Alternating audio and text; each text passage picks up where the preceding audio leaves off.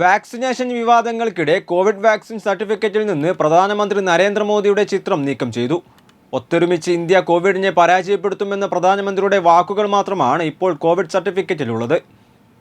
Covishield vaccine അപൂർവ രോഗാവസ്ഥയ്ക്ക് കാരണമാകുമെന്ന് നിർമ്മാതാക്കൾ തന്നെ സമ്മതിച്ചതിന് പിന്നാലെയാണ് സർട്ടിഫിക്കറ്റിൽ നിന്ന് മോദിയുടെ ചിത്രം അപ്രത്യക്ഷമായത്.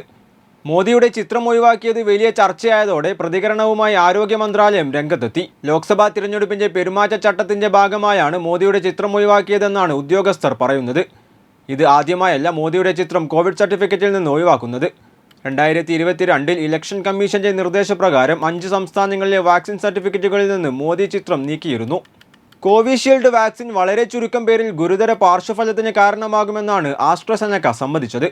UK കോടതിയിൽ സമർപ്പിച്ച രേഖകളിലാണ് കോവിഷീൽഡ് അപൂർവ രോഗാവസ്ഥയായ TTSന് കാരണമാകുമെന്ന് പറയുന്നത്. രക്തം കട്ടപിടിക്കുന്നതിനും രക്തത്തിലെ പ്ലേറ്റ്ലെറ്റുകളുടെ എണ്ണം കുറയുന്നതിനും കാരണമാകുന്ന അപൂർവാവസ്ഥയാണ് TTS. Waytonikah.com, the exclusive Muslim matrimonial site.